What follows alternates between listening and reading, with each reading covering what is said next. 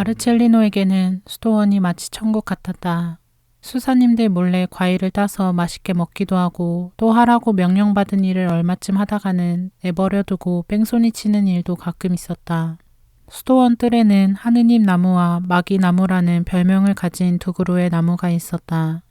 마르첼리노가 절대로 가선 안 되는 곳은 지붕 및 다락방에 있는 곡식 곳간에서 구석방으로 이어진 계단을 올라가는 것이었다.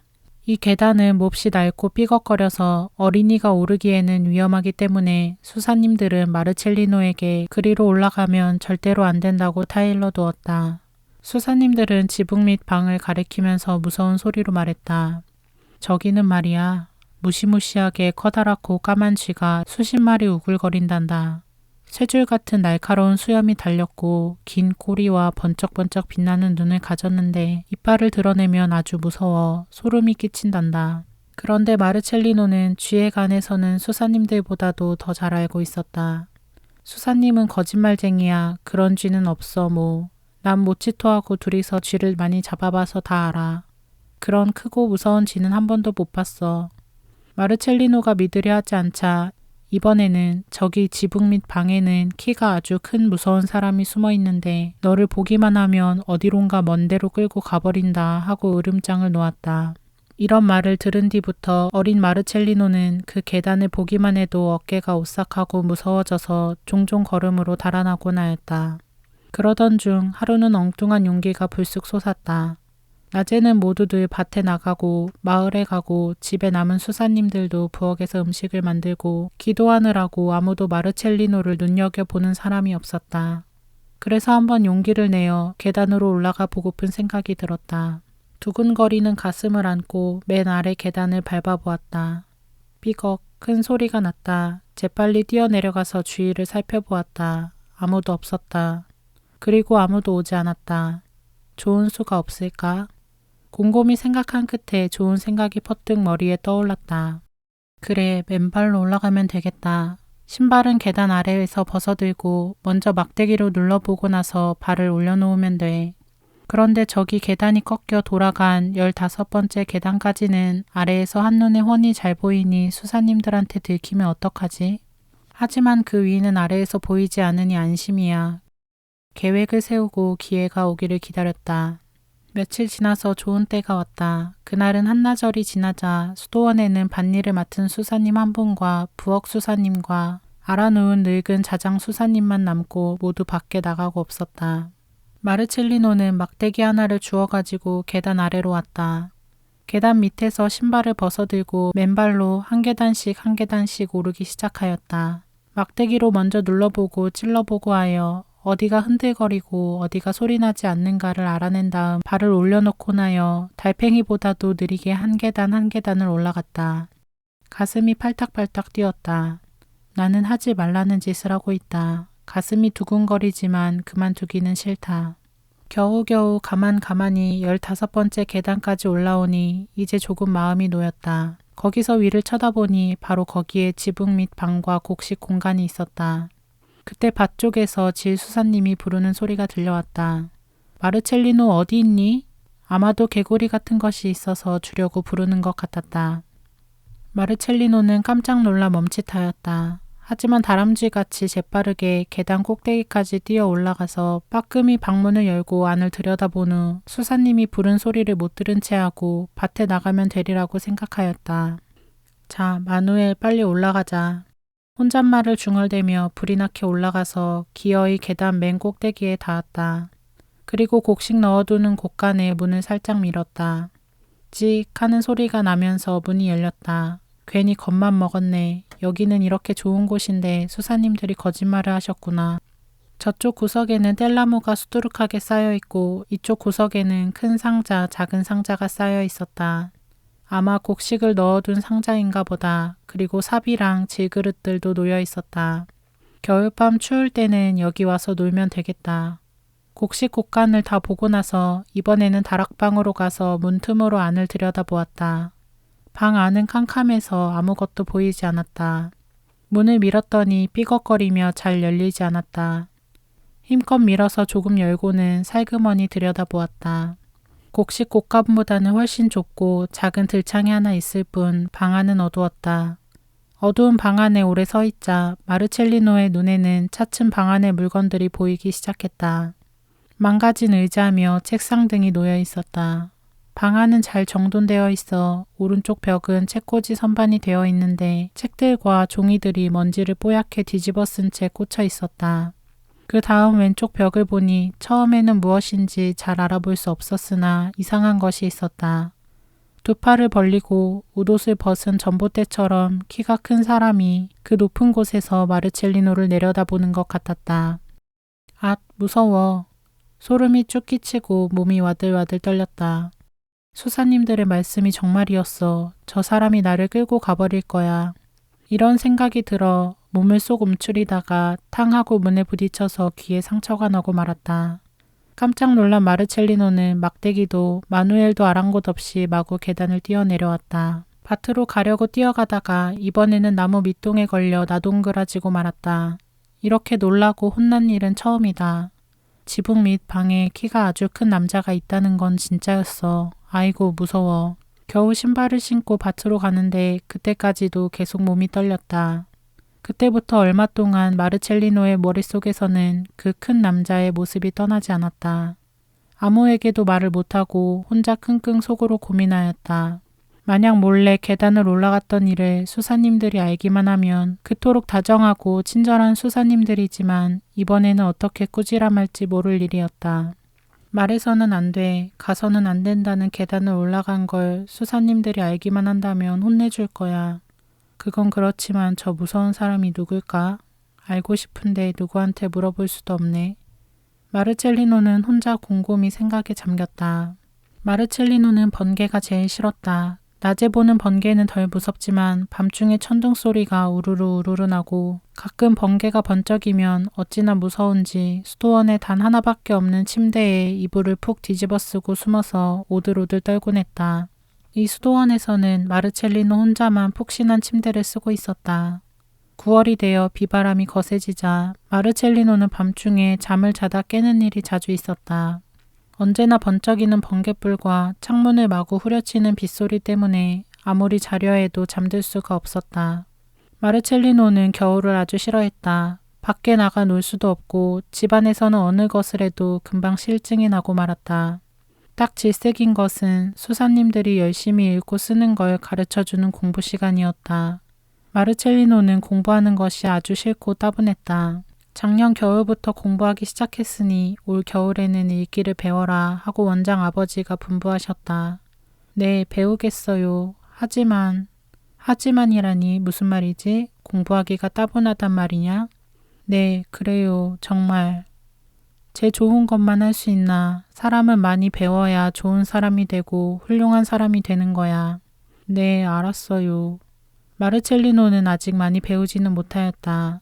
기도하는 법은 알고 있었지만 가톨릭 교리는 아주 조금 배웠을 뿐이다. 수사님들은 원장님의 분부도 있고 하여서 한꺼번에 많이 가르치지는 않았다.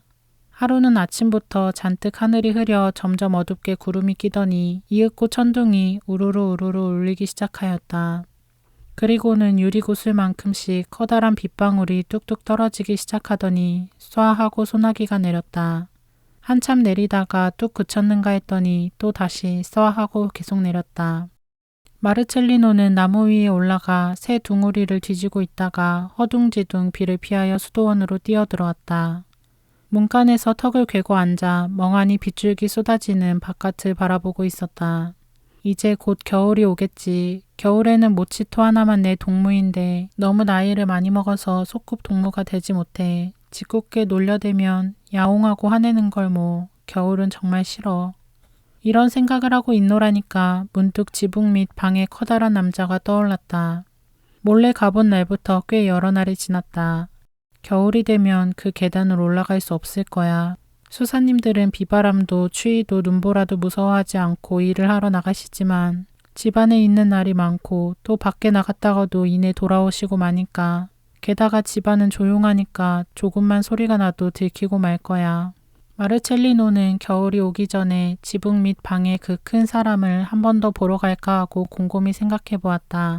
어쩌면 그 사람은 가끔 다락방에서 나오는지도 몰라. 혹시나 나이 많은 자장 할아버지처럼 언제까지나 오래 거기서 두 팔을 벌리고 벽에 기대 있는 건 아닐까? 다락방 아저씨도 병들었을까? 한 번 더 올라가서 자세히 알고 싶은 호기심이 점점 거세게 일어났다. 전번에 그렇게 무서웠던 건 수사님들이 나를 못 가게 하려고 겁을 주었기 때문이야. 만약 그게 정말이라면 벌써 나는 끌려갔을 거야. 채소밭에서랑 뜰에서랑 늘 나 혼자 놀았으니까 그런 때 그 큰 사람이 뛰어나왔더라면 나는 꼼짝없이 잡혀갔을 거 아냐. 그러니 그 큰 아저씨는 무서운 사람도 나쁜 사람도 아닐 거야. 비도 바람도 멎었다. 마르첼리노는 단단히 결심하였다. 꼭 올라가 봐야지. 그렇게 마음먹자 눈에 보이지 않는 동무 마누엘과 부엌가로 옆에 있던 고양이 모치토가 다가왔다. 내 말 잘 들어봐 마누엘. 아무래도 꼭 올라가 봐야겠어. 난 전번처럼 할 테야. 한 손에 막대기를 쥐고 한 손에는 신발을 벗어들고 그리고 저 다락방 문 가까이 가서 커다란 아저씨가 움직이나 안 움직이나를 잘 살펴보겠어. 만약에 움직이면 막 도망칠 테야. 움직이지 않거든 마누엘. 막대기로 들창을 열고 우리 둘이서 잘 보잔 말이야. 마르첼리노는 때가 오기를 기다렸다. 하지 말라는 일을 몰래 하려니까 두렵긴 했지만 한번 마음먹은 일이라서 그만두지 않기로 하였다. 그리고 계단을 올라가려면 언제가 좋을까 하여 수사님들끼리 주고받는 이야기에도 귀를 기울여 들었다. 며칠이 지나 드디어 기다리던 때가 왔다. 가을 소나기도 지나갔고 수사님들은 원장님의 분부를 따라 해마다 늦가을이면 하던 대로 집안 대청소를 하고 곡식들을 밭에서 거두어 들이느라고 모두가 부지런히 일하기에 바빠서 다른 것은 살필 겨를이 없었다. 이곳은 겨울이 길고 길은 진흙탕이라서 겨울 동안은 아무 일도 못하였다. 어떤 때는 한 달 이상이나 수도원 안에 갇혀 있기도 하였다. 한방눈이 펑펑 쏟아져 쌓이고 찬바람은 쌩쌩 불어 매우 춥고 수도원을 도와주기 위해 필요한 물건을 가져오는 이도 없는 애가 여러 해 있었다. 그런 괴로운 겨울이 또 다가온다. 수사님들이 밖에서 하는 일도 거의 끝날 무렵 마르첼리노에게는 이때가 제일 좋은 기회였다. 우물쭈물 하다가는 모두들 바깥일을 끝마치고 이번에는 집안 손질을 하게 될 것이다. 벽에 금간대랑 비가 새는 데랑 문틈, 창틈을 메우는 일을 하게 될 것이다. 그렇게 되면 마르첼리노의 모험은 꿈으로 끝나고 말 것이다.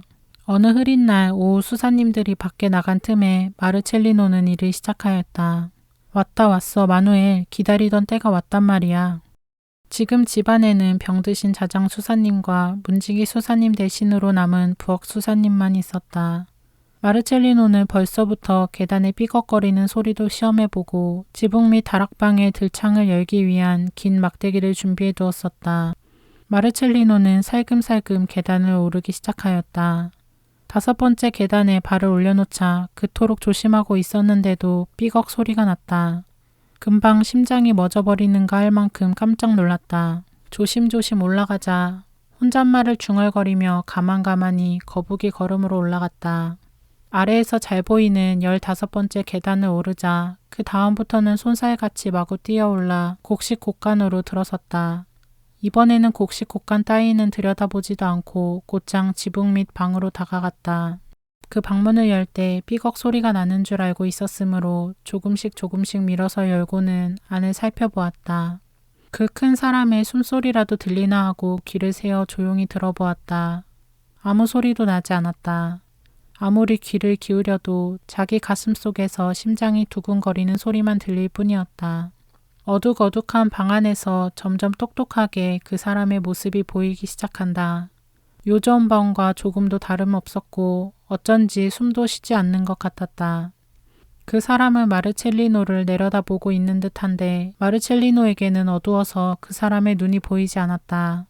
그래서 손에 쥐고 있는 막대기를 슬그머니 그 사람 앞으로 내밀었다. 막대기가 딱 하고 그 사람의 발에 닿았는데도 아무 일도 일어나지 않았다. 이 사람은 움직이지도 못할 만큼 큰 병이 들었는지도 몰라. 혹시나 죽은 것은 아닐까? 에라 모르겠다. 들어가 봐야겠다. 마르첼리노는 방 안에 들어서기 전에 계단 쪽을 돌아보고 낮은 목소리로 속삭였다. 예, 마누엘, 누가 오면 빨리 알려줘. 빵 미음 수사님이나 가장 다리가 짧으면서도 제일 빨리 돌아오는 땡그렁 수사님이나 누군가가 날 데리러 오면 어떡하지? 하지만 제일 걱정되는 건 원장 아버지야. 제일 좋은 분이지만 이런 생각으로 갑자기 무서워져서 가슴이 두근거렸지만 문틈으로 먼저 발을 들이밀고 다음에 몸을 반쯤 들이밀고는 마침내 결심한 듯이 온몸을 다 들이밀었다. 방 안이 어두웠으므로 한 발 옮겨놓는데 무엇인가 걸려 덜컥 소리가 났다. 그 소리가 마르첼리노의 귀에는 천둥 소리처럼 무섭게 들렸다. 숨을 죽이고 부딪힌 발의 아픔을 참았지만 가슴은 마구 두근거렸다. 지금 난 소리로 저 큰 사람이 잠을 깨면 어쩌지? 왈칵 나를 움켜잡고 어디론가 끌고 갈 거야. 마르첼리노는 너무너무 무서워서 아래 위에 이가 딱딱 마주쳤다. 죽은 듯이 한참 가만히 있었다. 그런데 아무 일도 일어나지 않았다. 아래층 수사님들도 눈치채지 못했다. 큰 사람도 눈을 뜬 것 같지 않고 움직이지도 않았다. 한참 만에 겨우 용기를 내어 마르첼리노는 이번에는 소리가 나지 않게 방바닥을 살짝살짝 디디면서 한 발 한 발 들창 가까이로 갔다. 어떻게 하면 저 창문을 열 수 있을까? 잘 살펴보았다. 오랫동안 닫아두었으므로 좀채로 열릴 것 같지 않았다. 그때 갑자기 쥐가 휙 마르첼리노 앞을 지나가 숨어버렸다. 한 번 더 가슴이 철렁하였다. 가지고 간 막대기로 한참 애쓴 끝에 겨우 조그만 들창을 열 수 있었다. 마르첼리노는 처음으로 이 방 주인의 얼굴을 똑똑히 보았다. 이제까지 이만큼 커다란 십자가의 예수님을 본 일이 없었다. 마치 큰 나무 같은 십자가이고 예수님도 살아있는 어른과 같을 만큼 컸다. 십자가의 발 아래로 다가가서 예수님 얼굴을 빤히 쳐다보고 장미 가시로 만든 관을 쓰셨기 때문에 생긴 상처에서 이마에 떨어진 피랑 손발에 뚫린 못을 박은 자리랑 창으로 찔린 옆구리의 상처를 보고 있으니 정말 불쌍하고 가여워서 마르첼리노의 어린 눈에는 어느새 눈물이 가득 괴었다. 예수님은 눈을 뜨고 계셨지만 얼굴부터 목까지 오른쪽으로 기우뚱 기울어져 있으므로 마르첼리노를 보고 계신 것은 아니었다. 그래서 마르첼리노는 예수님께서 자기를 보실 수 있는 자리로 걸어갔다. 예수님은 무척 야위었고 기다란 수염이 가슴께까지 드리워 있었다. 뺨은 홀쭉하게 패어 들어가서 보고 있으면 너무너무 가여워서 못 견디게 된다. 마르첼리노는 이제까지 여러 번 예수님을 본 일이 있었다. 성당에 제대에 있는 데에 걸려있는 성화라든가 수사님들이 가지고 다니는 로사리오에 달린 장난감만큼 작은 십자가에서 보았지만 지금 보고 있는 것처럼 큰 예수님 상은 한 번도 본 일이 없었다. 마르첼리노는 예수님의 빼빼 마른 발등을 어루만지면서 예수님의 얼굴을 쳐다보며 용기를 내어 이같이 물어보았다. 배고프세요? 예수님은 움직이지도 않고 아무 말씀도 안 하셨다. 마르첼리노는 언뜻 좋은 것을 생각해내고 예수님께 자기가 잘 보이게끔 발돋움하여 곧 올게요, 기다리세요. 이같이 말하고는 밖으로 뛰쳐나와 계단을 통통통 뛰어내려갔다. 예수님 얼굴을 보고 나니 가슴이 후련하여 계단 소리와 발자국 소리 따위는 까맣게 잊어버렸던 것이다. 마르첼리노는 계단을 뛰어내려가면서 어떻게 하면 빵 미음 수사님에게 들키지 않을까 하고 생각하였다. 그래서 곧장 부엌에는 들어가지 않고 밭으로 나가는 문이 있는 데로 가서 빵 미음 수사님 빨리 와보세요. 여기 이렇게 큰 벌레가 있어요. 하고 소리를 크게 질렀다. 이같이 외치고는 부엌 옆에 뗄나무통 뒤에 납작 숨었다. 빵 미음 수사님이 무엇인가 입속으로 중얼거리면서 밖으로 나왔다. 옳지, 됐다. 지금이다. 날쌔게 부엌으로 뛰어들어가 눈에 띄는 큰 빵을 두 손으로 움켜쥐고 계단을 막 뛰어 올라갔다. 그리고 가지고 온 큰 빵을 예수님에게 내밀었다. 빵밖에 없어요. 너무 빨리 오느라고 다른 건 가져오지 못했어요. 이거 잡수세요 하고 말하였다. 그랬더니 예수님은 손을 천천히 내려서 그 빵을 받아쥐고는 십자가에 달리신 채 잡수시기 시작하였다. 마르첼리노는 막대기와 신발을 집어들고 들창을 조금 닫고는 문께로 갔다. 빵 미음 수사님을 속였으니 이젠 가야 돼요. 내일은 더 많이 갖다 드릴게요. 예수님 안녕. 이같이 말하고 문을 닫고는 빵 미음 수사님을 찾으러 내려갔다. 마르첼리노는 정말 기뻤다. 모치토와 염소와 눈에 보이지 않는 친구 마누엘과 그리고 또 하나 새 친구가 생긴 것이다. 예수님도 내 친구야. 아이 좋아. 내가 드린 빵을 맛있게 잡수셨어. 내일 또 갖다 드려야지.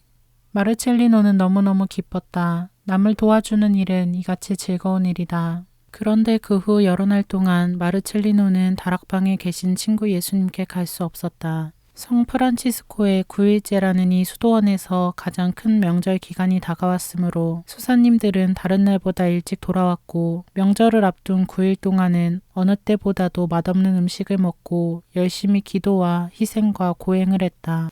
아시시의 프란치스코 성인도 마르첼리노의 다정한 친구였다. 마르첼리노는 그분에 관한 이야기를 수사님들에게서 많이 듣고 자랐으므로 마을에 사는 어른들보다도 더욱 자세히 알고 있었다. 프란치스코의 일생 중에서 마르첼리노가 싫어하는 것은 한 가지뿐, 즉 말을 판 일이었다. 여러 촌마을을 말을 타고 돌아다니는 관리 아저씨들이 때때로 이 수도원에도 들르는 일이 있었다. 찾아온 관리 아저씨는 문간에 말굽비를 메곤 하였다. 마르첼리노는 내게도 저런 멋진 말이 있으면 얼마나 좋을까. 올라타고는 이랴 이랴 하며 마구 달렸으면 참 좋겠다고 생각하였다. 9일째 동안에는 마르첼리노도 여러 수사님들 속에 끼어서 이런저런 심부름을 해야 했다. 그럴 때마다 제대 뒤에 걸어둔 성 프란치스코의 모습을 담은 큰 사진들을 보게 되는데 명절 때인 만큼 보통 때보다 더 훌륭하게 보였다. 그러던 중 어느 날 밤 또다시 비바람이 몰려왔다. 마르첼리노는 비바람이 무서운 데다가 지붕 및 방의 친구가 걱정되어서 무척 마음이 아팠다. 창문을 꼭 닫아주지 않았으니까 벌거숭이로 이 찬바람과 비를 맞고 추워서 바들바들 떨고 있을 거야. 번개나 천둥의 무서움도 꾹 참고 담요라도 갖다 드리고 올까 보다. 몇 번이고 이런 생각이 일어났다. 9일째는 탈없이 지나고 10월 4일 프란치스코 성인의 축일이 되었다. 수도원 식구들은 집안일, 바깥일을 다 끝낸 다음 프란치스코 성인의 축일을 즐기고 이웃들이 선사해준 고기를 조금씩 나누어 먹고 축하 포도주를 마시었다. 이 축하 잔치의 올해에는 쇠고기가 반마리 몫이나 수레에 실려 보내져 왔으므로 마르첼리노도 모치토도 야들야들한 고기를 듬뿍 먹었다. 그렇지만 식사가 끝나고 뜰에 나가도 좋을 시간이 되자 마르첼리노는 갑자기 다락방 친구 생각이 나서 자기 몫의 고기를 몽땅 먹어버린 것이 후회가 됐다. 아이 보내라. 내가 왜 그 친구 생각을 못하고 다 먹었을까? 골방에 내 친구는 고기나 빵은커녕 물도 마시지 못하고 있는데 한 주일 전에 빵을 조금 가져다 드렸을 뿐이니까 그 친구가 살아있는지도 의심스러워. 이런 생각이 들면서 근심은 더 커졌다. 무심코 부엌 쪽을 바라보니 아직도 고기가 많이 남아있지 않은가. 마음이 놓였다. 저만큼 있으면 됐어. 얼마든지 가져다 드릴 수 있겠어. 마르첼리노는 금방 햇님 얼굴이 되어 오랜만에 밖에 뛰어나가 즐겁고 기쁘게 놀았다. 그 때문에 늙은 고양이 모치토랑 염소랑 돌담 틈에 살던 도마뱀이랑은 또다시 마르첼리노의 장난으로 괴로움을 받게 되었다. 9일째의 마지막 잔치도 탈없이 지내고 수도원 살림은 예전대로 되었다. 겨울이 문턱에 다가와 모두들 겨울맞이 준비를 서두르느라고 바빴다. 수도원 식구들도 분주히 수도원을 들어오고 나가고 하였다. 하느님 은혜로 겨울에 먹을 곡식은 다른 해보다 넉넉하였다. 마르첼리노는 좋아하는 놀이에 열중하다가 또다시 다락방 친구 생각이 불쑥 났다. 십자가 위에서 저렇게 빼빼 야위어 있으니 틀림없이 배가 고플 거야. 이런 생각이 든 것은 축일에 쓰고 남은 쇠고기가 거의 없어지려던 날의 일이었다. 이제는 한번 겨우 수도원의 모든 식구에게 나누어 줄 만큼밖에 남지 않았으므로 깜짝 놀란 마르첼리노는 급히 막대기를 주워와서 또 지붕 및 방으로 올라가려고 마음먹었다. 먹을 것을 가져가려고 몰래 부엌을 엿보고 있는데 빵 미음 수사님이 좀채로 부엌에서 나가지 않았다. 마르첼리노는 슬금슬금 부엌으로 숨어 들어가서 수사님이 저쪽을 보고 있는 틈을 타 먼저 고기 덩어리를 슬쩍 호주머니에 집어넣고 그 다음에는 모두가 좋아하는 굳은 구운 빵을 하나 재빨리 다른 쪽 호주머니에 감추어 넣느라고 등허리에는 진땀이 쭉 흘렀다. 겨우 먹을 것을 손에 넣은 마르첼리노는 가만가만 부엌을 나와서 콧노래를 가볍게 부르며 계단 쪽으로 뜀박질해 갔다. 이번에는 익숙해졌으므로 신발을 신은 채 소리가 나지 않도록 조심조심 올라갔다. 지붕 및 골방도 이젠 무섭지 않았다. 곧 들창을 열고 예수님 앞으로 갔다. 안녕하세요. 오늘은 맛있는 게 있어서 가져왔어요. 이렇게 말하면서 마음속으로 어쩌면 맛있는 게 오늘뿐 아니라 여러 날 있었다는 걸 예수님은 알고 계실지도 몰라 하고 생각하였지만 예수님은 아무 말씀도 하지 않으셨다. 마르첼리노도 별로 거리낌 없이 호주머니에서 빵과 고기 덩어리를 꺼내어 흔들거리는 낡은 상 위에 올려놓고는 자 빨리 내려오세요. 여기 내려와서 잡수세요 하면서 방구석에 있는 큰 의자를 상 앞까지 끌어다 놓았다. 그러자 십자가 위에 예수님은 머리를 조금 움직여 마르첼리노를 굽어보시며 물었다.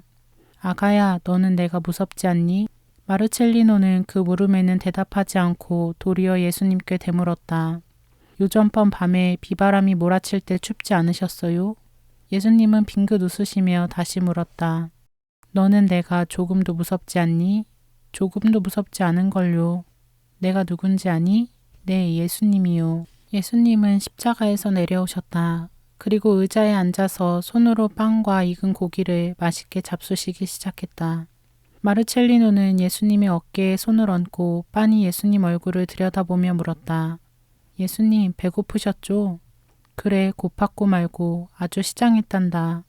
빵과 고기를 다 드시고 나서 마르첼리노에게 맛있게 잘 먹었다. 너는 정말 착한 아이로구나 하고 말씀하셨다. 마르첼리노는 씩씩하게 대답하였다. 난 모치토에게도 누구한테도 다 주는걸요. 예수님이 다시 고통스러워 하시는 것 같아 이렇게 얼굴에서랑 손에서랑 발에서랑 마구 피가 흘러나와서 아프지 않아요? 하고 물어보았다.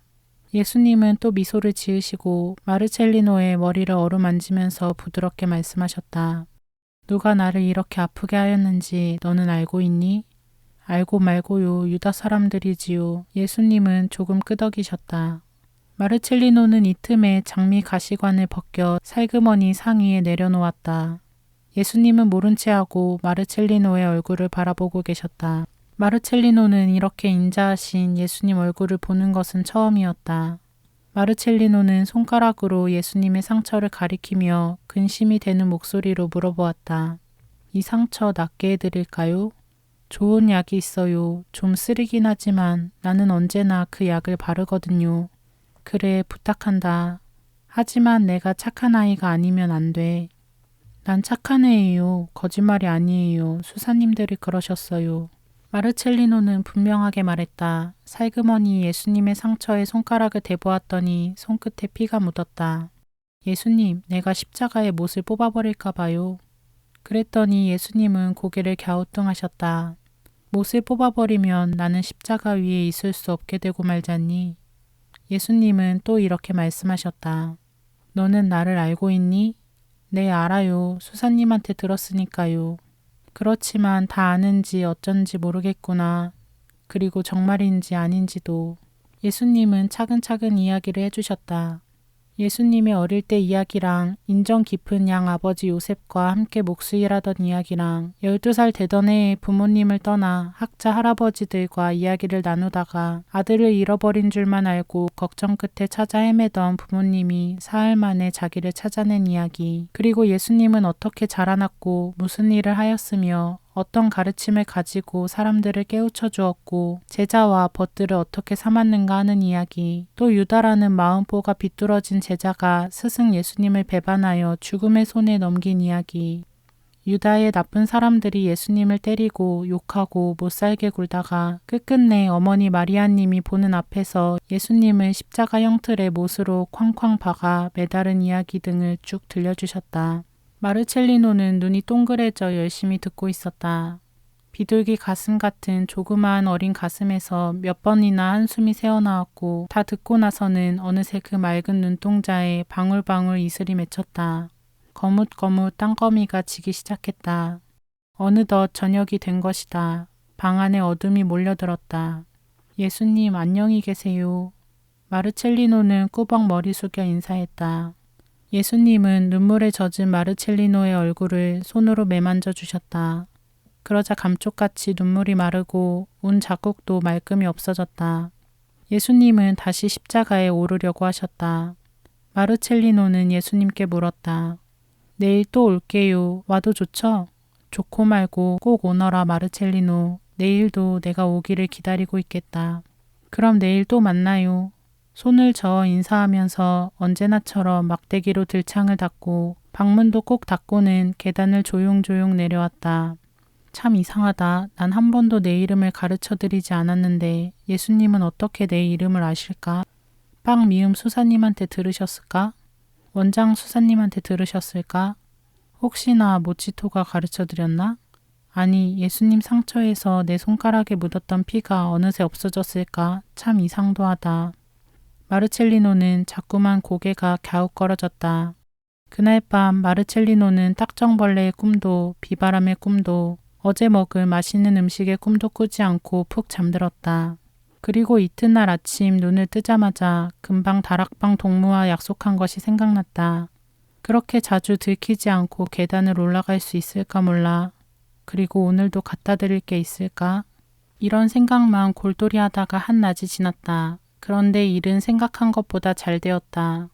부엌 수사님은 마르첼리노가 자꾸 식당과 부엌을 드나드는 것을 좋지 않은 얼굴로 힐끗 보곤 하였다. 그 이유는 먹을 것을 뒤져 먹으려고 함부로 들어오는 것이라고 생각하였기 때문이다. 운 좋게도 식당 책임자인 부엌 수사님이 식당에도 부엌에도 없었다. 이때다. 빨리 서둘자. 마르첼리노는 다람쥐처럼 종종 걸음으로 다가가서 빵을 호주머니에 집어넣고 다른 것도 좋은 게 없나 하고 두리번거렸으나 냄비에서 부글부글 끓고 있는 배추밖에는 눈에 띄이는 게 없었다. 할 수 없이 부엌을 나오다가 마르첼리노의 눈이 반짝 빛났다. 야, 신난다. 여기에 이런 게 있었구나. 프란치스코의 명절 축하 잔치 때 쓰다 남은 포도주가 유리병에 반쯤 남아 있었다. 마르첼리노는 재빨리 컵을 가져와서 포도주를 넘치도록 가득 부어 들고는 조심스럽게 계단을 올라갔다. 들창문을 열 막대기는 어제 다락방에다 그만 잊어버리고 두고 내려왔었다. 막대기가 그 방에 있으니까 걱정 없어. 지붕 및 방은 어둡지만 들창을 빨리 열면 돼. 마르첼리노는 그 방에 들어서자마자 인사를 하였다. 예수님 안녕? 예수님도 십자가 위에서 인사를 하셨다. 오냐, 잘 있었니, 마르첼리노? 창문을 열어 방 안을 밝게 하고 상 앞으로 다가가서 포도주가 담긴 컵과 빵을 상 위에 놓았다. 오는 도중에 포도주는 조금 쏟아져서 처음에 가득 부었을 때보다는 적어졌다. 예수님은 말없이 십자가에서 내려와 마르첼리노의 곁에 서 계셨다. 마르첼리노는 손끝에 묻은 포도주를 혀로 핥으면서 포도주를 예수님이 좋아하시는지 모르지만 마시면 몸이 따뜻해진다고 해요. 그래서 가져왔어요. 잠깐 멈추었다가 다시 말했다. 또 겨울이 되어 추워졌잖아요. 그래서 난... 마르첼리노는 말을 하다 말고 말똥말똥 예수님을 쳐다보았다. 그래서 어쨌다는 거지? 그래서 하고 마르첼리노는 머뭇거리다가 용기를 내어 말을 하였다. 그래서 예수님께 담요를 가져다 드릴까 생각해요. 담요만 있으면 춥지 않으니까요. 하지만 아무 말하지 않고 가져오면 나쁜 애가 되는 걸까요? 예수님은 대답을 하지 않고 입가에 웃음을 띠고 의자에 앉아 빵과 포도주를 드셨다. 마르첼리노도 말없이 식사하시는 예수님을 보고만 있었다. 한참 지나 예수님이 말을 꺼냈다. 아가야, 어제는 내 이야기를 해주었는데 너는 내 이야기는 조금도 해주지 않는구나.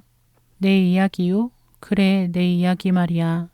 마르첼리노는 눈이 동그래졌다. 그렇지만 내 이야기는 아주 짧은 걸요. 나는 아빠도 없어요. 내가 태어났을 때 문지기 수사님이 문간에서 날 주었대요. 그래서 염소 젖하고 빵 미음을 먹여 길렀대요. 내 나이는 이제 5살 반이고요. 말을 뚝 그쳤다가 마르첼리노는 불쑥 이런 말을 했다. 내게는 엄마가 없어요. 예수님은 엄마가 있어요? 그럼 나에게도 엄마가 있단다. 지금 어디 있어요? 너의 엄마가 있는 곳에 함께 있단다. 그럼 하늘나라 말이죠? 그런데 엄마란 어떤 사람이에요? 난 항상 엄마 생각만 하는데도 한 번도 못 봤어요. 잠깐만이라도 좋으니 엄마를 만났으면 좋겠어요. 그렇게도 엄마가 보고 싶으냐? 네. 그래서 예수님은 마르첼리노에게 어머니란 어떤 분인가 이야기해 주셨다. 어머니란 아주 곱고 다정한 분이고 얼마나 아들, 딸을 귀여워하는지 그리고 아이에게 먹을 것과 입을 것을 마련해 주기 위하여 얼마나 애쓰는가를 차근차근 이야기해 주셨다.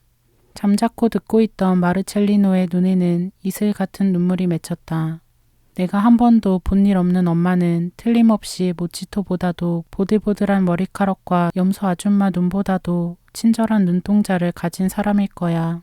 이같이 상상하면서 어린 마르첼리노는 벌써 오래전에 자기가 마누엘의 코를 빨래집게로 꼭 집었더니 마누엘이 엄마 엄마 하고 자기 엄마를 부르면서 울던 일을 생각해냈다.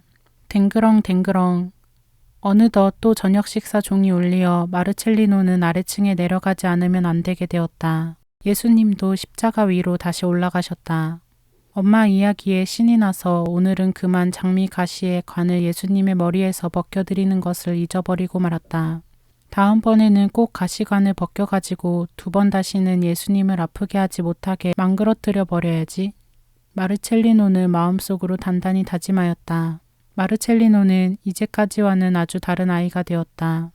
언제나 예수님만 생각하고 있었다. 지붕 및 다락방에 갈 수 없을 때는 성당에 가서 커다란 액자 안에 끼워져 있는 그림의 프란치스코 성인이 들고 있는 십자가를 보고 다락방의 예수님을 생각하며 그 이야기를 되새기곤 하였다. 그것은 정말 가장 즐거운 일이었다. 수사님들은 수근거리며 고개를 갸웃거렸다. 이제까지는 이런 일이 없었는데 하고 마르첼리노가 하는 짓을 수상쩍게 여겼다. 하루는 성당직이 땡그렁 수사님이 성당 안에서 마르첼리노를 보고 이상한 얼굴을 하였다. 아가야, 여기서 뭘 하고 있지? 마르첼리노는 아무 말도 하지 않고 다만 생긋 웃고 만다.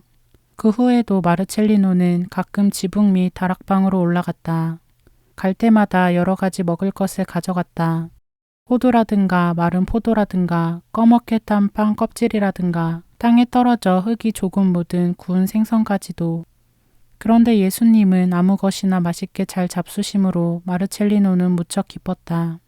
하지만 대개는 빵과 포도주를 가져가는 날이 많았다. 마르첼리노로서는 빵과 포도주를 제일 쉽게 구할 수 있었기 때문이다. 포도주는 다락방 바로 옆에 있는 곡식 곡간에 포도주를 넣어둔 방에 대여섯 병 있어서 그것을 컵에 따르기만 하면 되었다. 예수님은 이 포도주를 매우 맛있게 드셨다. 어느 날 예수님은 온 얼굴에 웃음꽃을 담뿍 띠며 말씀하셨다. 오늘부터는 너를 부를 때에 빵과 포도주의 마르첼리노라고 부르마. 마르첼리노는 이 이름이 마음에 쏙 들었다. 네, 그래 주세요. 정말 좋은 이름인데요. 그러자 예수님은 차근차근 그 까닭을 이야기하셨다. 그 옛날 내가 십자가에 못 박히기 전날 저녁 사람들에게 이제부터는 언제까지나 나는 빵과 포도주가 되어 너희들과 함께 있겠다고 말하였는데 미사 때에 신부님들이 먹는 제대의 빵과 포도주가 바로 그것이란다. 이 이야기를 듣고 나서부터 마르첼리노는 자기를 빵과 포도주의 마르첼리노라고 불러주기를 더욱 원하게 되었다. 어느 날 수도원의 모든 식구가 식당에 둘러앉아서 식사하고 있는데 마르첼리노가 불쑥 큰 소리로 외쳤다. 난 빵과 포도주의 마르첼리노예요. 그게 내 이름이라니까요. 모든 이의 눈이 마르첼리노에게로 쏠렸다. 소리 없이 웃는 이도 있고 이상한 얼굴을 하는 이도 있었다. 이 수도원 규칙으로는 원장님도 누구도 다 식사 때에는 말을 해서는 안 되게 되어 있었다. 원장님 얼굴이 조금 화난 듯이 무섭게 굳어졌으므로 마르첼리노는 바들바들 떨었다. 원장님이 찬찬히 보시면 가슴속에 숨긴 일까지 다 꿰뚫어 알아내실 것 같은 생각이 들었기 때문이다. 그래도 마르첼리노는 이전과 다름없이 지붕 및 예수님에게 먹을 것을 가져다 드리고 나쁜 일인지 아닌지 생각도 해보지 않고 약속한 담요도 가져다 드렸다.